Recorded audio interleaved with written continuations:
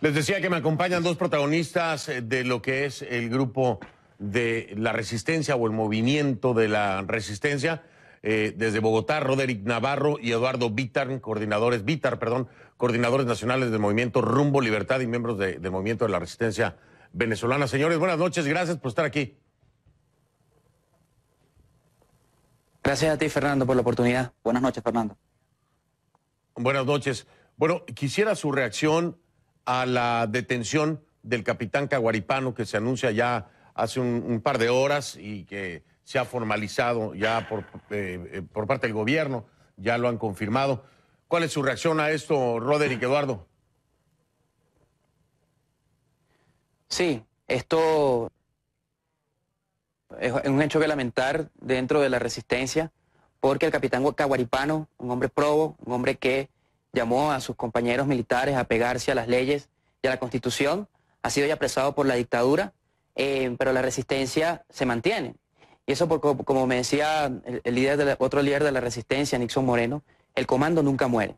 Todos los que estamos aquí asumiendo estos roles dentro de la resistencia, roles de liderazgo, estamos conscientes del riesgo que nosotros estamos viviendo en el país frente a una dictadura que quiere callarnos a todos. Pero si alguno de nosotros, si Dios no lo quiera, llega a caer, pues alguno otro compañero va a asumir las riendas. Pero aquí lo más importante es mantener la causa viva. Aquí todos estamos luchando por nuestra libertad, porque la narcodictadura llegue a su fin y porque definitivamente nosotros podamos vivir en paz en nuestro país. De tal manera que el mensaje a los venezolanos en cuanto a esta situación es que esto lo lamentamos el día de hoy, que esta captura del capitán Caguaripano, pero estamos seguros que dentro de sus compañeros ellos van a seguir comandando como tienen que hacerlo. El descontento dentro de la Fuerza Armada no va a cambiar, toda esta huelga de brazos caídos que hay no va a cambiar, toda esta incorporación de militares activos y retirados a la resistencia, eso no va a cambiar, porque el mensaje que dio el capitán Caguaripano el domingo pasado fue que la Fuerza Armada está del lado del pueblo. Y eso rompe el mito ante el mundo de que esta Fuerza Armada pues está obediente a Maduro y a toda la narcodictadura que está en el poder. Déjenme preguntarles algo para entender bien, porque creo que se ha hablado mucho con oficialistas, con opositores, vaya, a nivel político. La resistencia, yo la interpreto o la entiendo como esos escudos que vemos frente a la Guardia Nacional Bolivariana, recibiendo perdigones, parándose enfrente de las tanquetas, protegiendo a muchos otros civiles que están en el lugar. ¿Podríamos entender a la resistencia así? Fernando, la resistencia va mucho más allá de eso. La resistencia tiene muchos años organizándose. Nosotros desde el año 2007 venimos trabajando a nivel nacional en todo el país, articulando células en función de organizar este gran movimiento para llegar a la desobediencia civil. La desobediencia civil para nosotros es la única alternativa para ponerle fin a la dictadura. Todo lo que estamos haciendo es en función de darle la libertad a nuestro país. Nosotros como Movimiento Rumbo Libertad y toda la articulación que hemos hecho en todo el país en los últimos meses es en función de eso.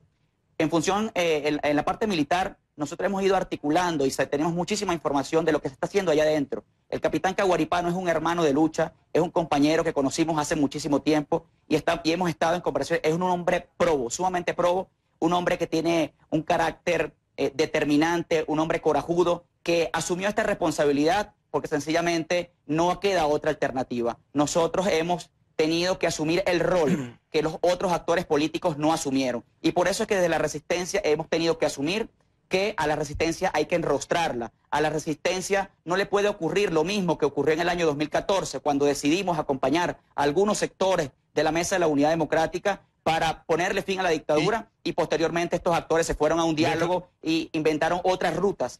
Dime, Fernando. Déjame preguntarte para dejárselo claro a toda la audiencia. Yo lo tengo claro, pero quiero que ustedes lo digan.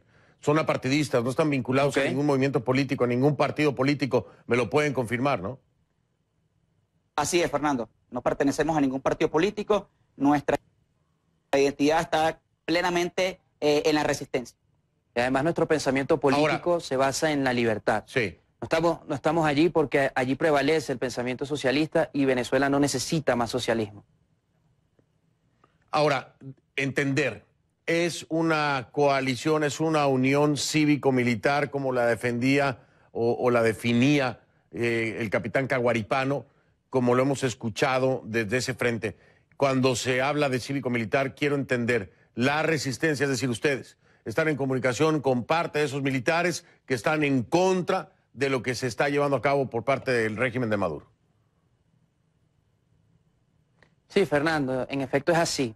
Y eso pasa porque ya el llamado que nosotros hicimos el domingo pasado, cuando además ocurre la Operación David, es que es necesaria que la Fuerza Armada se apegue a las leyes, se apegue a la Constitución y se ponga del lado del pueblo que quiere la libertad. Que cumplan con su trabajo, porque si ellos asumen ese comportamiento, ellos se van a convertir en un elemento reunificador del Estado. Los civiles en resistencia, Ahora, que es el pueblo organizado, se han convertido en el elemento unificador de la nación. Y juntos podemos ser el elemento unificador de todo el país. Déjenme hacer una pausa para rezar con ustedes, Roderick y Eduardo. Quiero entender también y que nuestra audiencia entienda, en esta coordinación y comunicación cívico-militar, ¿qué ha dicho la oposición? Porque estoy seguro, y no me lo puedo negar, que ha habido acercamientos por parte de factores de la oposición, por parte de partidos de la MUD, para hablar con la resistencia, para proponerles, para decirles, para entender, o no sé, ustedes me dirán, pero quiero entender cómo es que los perciben, cómo es que ustedes se han enfrentado a esto para poder ser independientes y no partidistas. Hago una pausa, regreso, estoy con Roderick Navarro y Eduardo Vítar, coordinadores nacionales del movimiento Rumbo Libertad y del movimiento La Resistencia Venezolana. Ya regreso.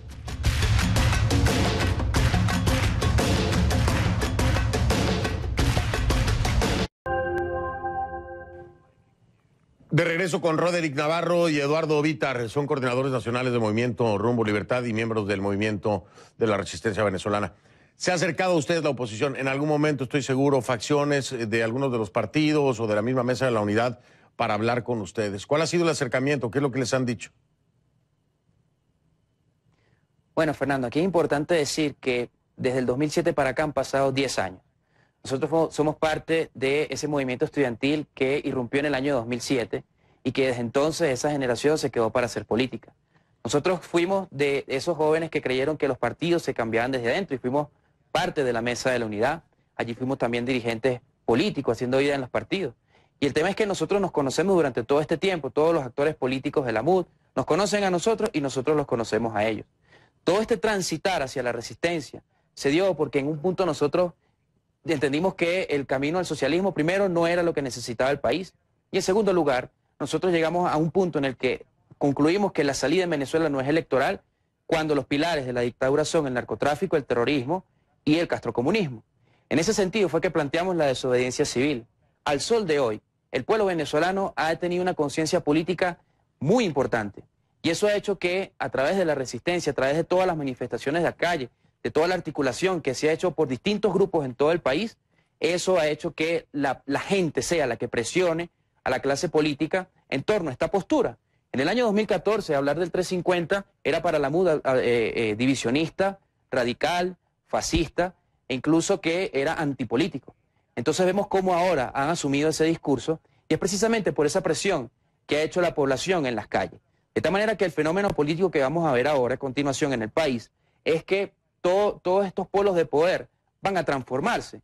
Hoy la situación es MUD-PSUV, pero por todo lo que está sucediendo y por las ganas que tiene la gente de salir de esta situación, y además de rechazar las políticas de la dirigencia, pues entonces eso se va a transformar en la MUD-PSUV y toda la gente que quiere salir a través de la desobediencia civil de esta situación.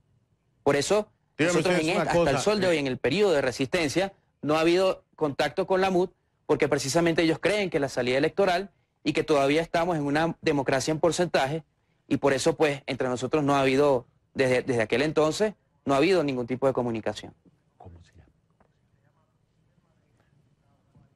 Espérenme un momento, a ver, estoy confirmando algo. Roderick, Eduardo, voy a tener que interrumpir un momento la comunicación con ustedes, porque tengo vía telefónica en este momento a la esposa del capitán Caguaripano. Sé que me están escuchando y seguramente la querrán escuchar ustedes también. Así que voy a tratar de distribuir los tiempos para poder estar con ustedes, porque tengo además otro invitado. Señora Bielma, ¿cómo está? Buenas noches. Buenas noches, la señora Irene Lazo, la esposa del capitán Caguaripano. Perdón, me dieron mal el nombre. No se ¿Cómo preocupe, está, Irene señora? Olazo. Irene, gracias. ¿Qué sabe de su marido, señora? Hasta los momentos no tengo más información que la que los medios han estado comunicando. Próximamente, en los próximos minutos, me acercaré a la división de control si ellos puedan facilitarme algún tipo de información con respecto al estado y cómo se encuentra él, y ver que le garanticen sobre todo la vida. ¿Teme usted por la vida del capitán Caguaripano? Sí, por supuesto que sí. No me cabe la menor duda que este régimen es capaz de hacer cualquier cosa en contra de él. De ocurrirle algo a su marido, ¿a quién responsabilizaría? Al presidente Nicolás Maduro y a Diosdado Cabello. Serían las dos personas que harían responsables. ¿Cuándo fue la última vez que habló con Juan Carlos? ¿Cuándo fue la última vez que habló con su esposo Juan Carlos? La última vez que tuvimos comunicación fue en marzo del 2014, antes de que él se fuera a la clandestinidad, y nunca decidió pedir un asilo político porque para él la lucha y la libertad de Venezuela nunca fue algo que dejar a un lado. Siempre lo tuvo presente y por lo tanto nunca pidió asilo político, y por neta seguridad mía y de nuestra bebé, nunca tuvimos otra comunicación directa. ¿Qué era lo que le decía en ese momento? ¿Le avisó a usted, me voy a ir a la clandestinidad? ¿Se lo dijo así a pesar de tener que dejarla a usted y a su beba? No, nunca me lo dijo en ese momento. Siempre habíamos hablado, él siempre me había hablado de sus convicciones, siempre me había dicho que él era un soldado de la patria, que él había jurado hacer cumplir una constitución y darle vida por Venezuela, y que si lo tenía que hacer, él lo iba a dar con tal de ver siempre esta patria libre. ¿Usted estuvo de acuerdo en las decisiones que tomaba el capitán Juan Carlos Caguaripano? Es decir, primero como esposa, como madre y después como venezolana. ¿O tenía un conflicto interno? ¿Cómo no, Fernando? Claro que sí. Como esposa siempre lo apoyé porque supe con quién me casé. Como madre nunca lo apoyé porque mi hija necesitaba a su padre. Mi hija no conoce a su papá. Y como ciudadana siempre he sentido hacia él, no desde el 2014, sino desde mucho antes, admiración por su trabajo, porque siempre fue un excelente guardia nacional. ¿Cuáles eran las primeras quejas que usted escuchó por parte del capitán Caguaripano que lo llevaron a tomar la decisión de salirse precisamente de esta línea oficialista? Primero, la corrupción. Segundo, las pruebas que él mismo llegó a tener y una vez usted puso en su programa del narcotráfico. Y bueno, tercero, la introvisión de los cubanos en las Fuerzas Armadas venezolanas.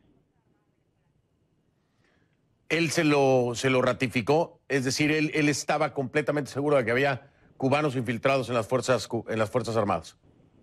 Sí, cómo no, y eso es público ya, eso es público y notorio. Yo creo que todos los ciudadanos venezolanos sabemos que eso es así.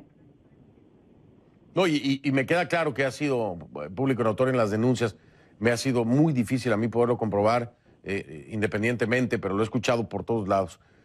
Bueno, pues yo sé que usted en este momento estará manejando muchas cosas, pero le quiero ceder el micrófono si necesita decir algo más o quiere aclarar algo más. La está escuchando toda Latinoamérica, señora. Quiero que lo tome en cuenta. Estoy seguro que en muchas de las casas de gobierno de los países están viendo esta entrevista. Así que aproveche. Estamos viendo en pantalla precisamente esa entrevista que hacía yo con el capitán Caguaripano en 2014. Le cedo el micrófono para que envíe el mensaje que usted considere prudente a la comunidad internacional.